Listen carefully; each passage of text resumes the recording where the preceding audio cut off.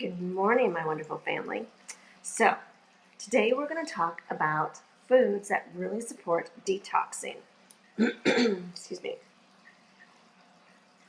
So, these are the foods that we get to really enjoy eating. Uh, you're going to want to focus on greens, lots and lots of greens, and all shades of greens, because your deep, dark greens are full of so many different great nutrients and vitamins and minerals and different things like that. But even your lighter color greens, like cucumber and celery and different things like that, they are full of so much water, so much fiber, so much even prebiotic kind of things for your gut. So all spectrums of grains. You're going to want to focus on organic plant foods. And the reason why organic is because organic is trying to be able to take advantage of that plant is fighting for its life. It's not having to be pampered in a way with chemicals and stuff like that. So therefore, the more a plant fights to be able to thrive in its environment, in its soil and all that stuff, then the hardier it is full of nutrients and vitamins and stuff like that. So it's a really good idea to do organic. And organic does not have to be expensive.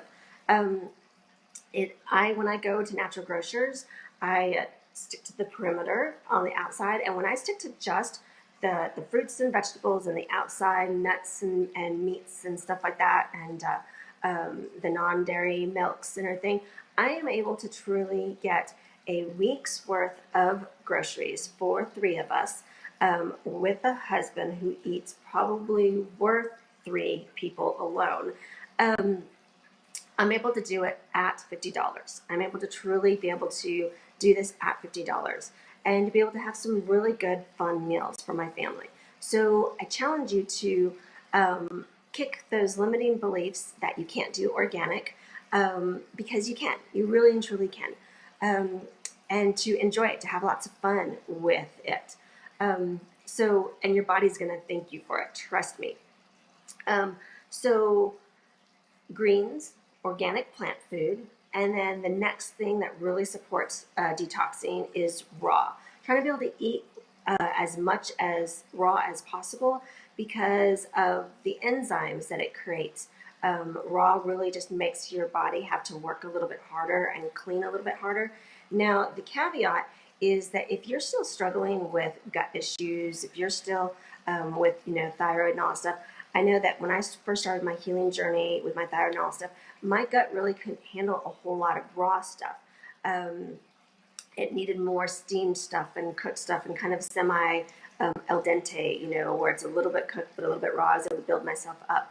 So trust your gut on how you're feeling about raw. But raw really does help detoxify your system just so much better. During the 30 days, we're going to stick to non-allergenic foods. So things like nuts. Nuts, yes, are very healthy and very wholesome for us, but some of us may not know which nuts we might have reactions to. And nuts in general can be a little bit harder on the gut, harder to process, and they can create, different issues with the gut. So we're going to take those out for 30 days just to give ourselves a break. Now, nuts and seeds are different. So like chia seeds and flax seeds, those are, really good sources of fat as well as, protein and fiber and just all that good stuff. And so are nuts, but nuts are just a different family, a different category, right? And they're harder on the gut than seeds and plants and all that stuff, or other plants, I should say, because they are a plant, right? So anyways, so we just want to be able to minimize our nuts. Now, here's a little hack that if you're just really just jonesing for some nuts, is get that particular nut in a nut butter so that it's already pre-digested in a way. It's already been chewed up, right? And so it's not as hard on the gut. But again, I still challenge you to be able to just go nut-free for 30 days. And then when we start back up with just reintroducing things, you're going to want to reintroduce one nut at a time. Go ahead. Sorry, I was talking to my daughter. Um, so then the next one, we've got lots of good greens, organic plant foods, going raw, non-allergenic foods, and so the next food that's really supportive with detoxing is being salt-free. And the reason why is it helps our body's potassium and sodium rate rebalance itself out. It normalizes it so that it creates less inflammation. Pink Himalayan salt is less in sodium, so and it also is really full of great flavor, great minerals and stuff like that. So, and it's also a great salt in the fact that less is more with it. So I would say that if you really feel like you need to use any salt, that use just a little bit of pink Himalayan salt, and then you know it's really good for your system also. The next thing is we're going to want to be gluten and grain free because again, those can create inflammation. Even with a person who has an absolutely stellar, immune system, and they seem to be kind of, Superman, and nothing seems to bother them, it's still going to more than likely have some sort of inflammation. So we're going to take those out.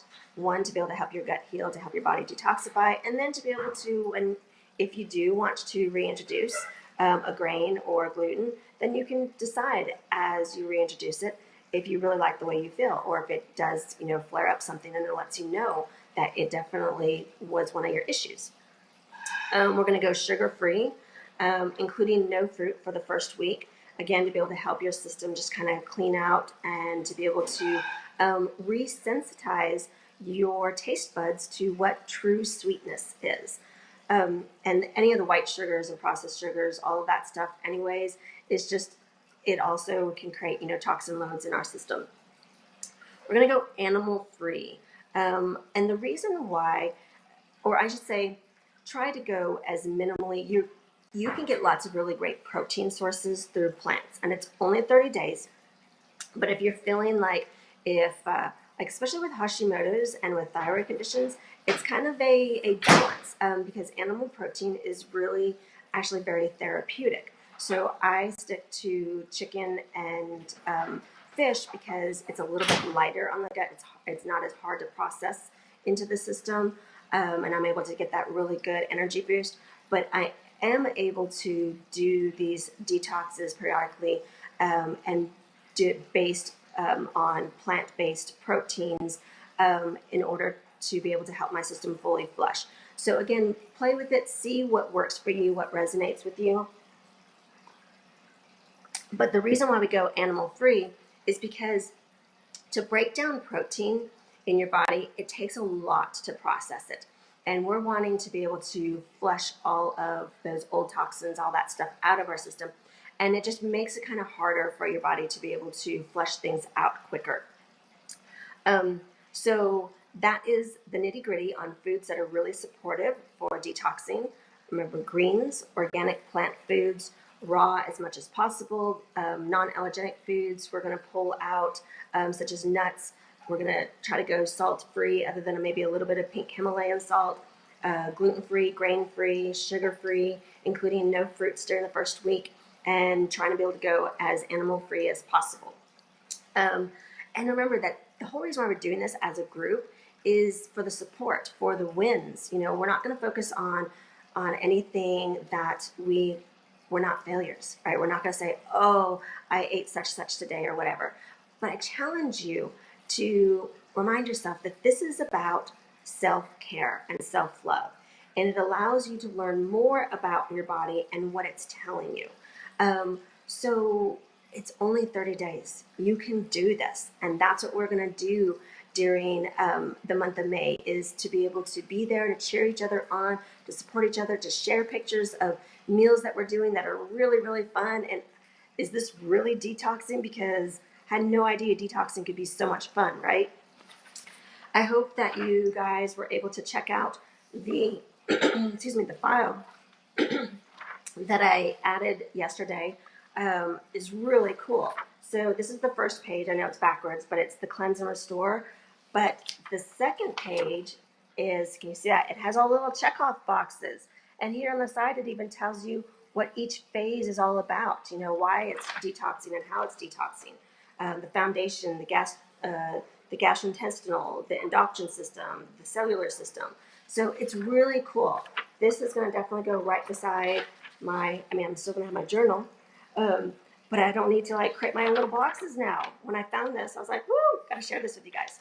All right, so you guys have a beautiful and blessed day, and I will see you guys all later. All right, God bless.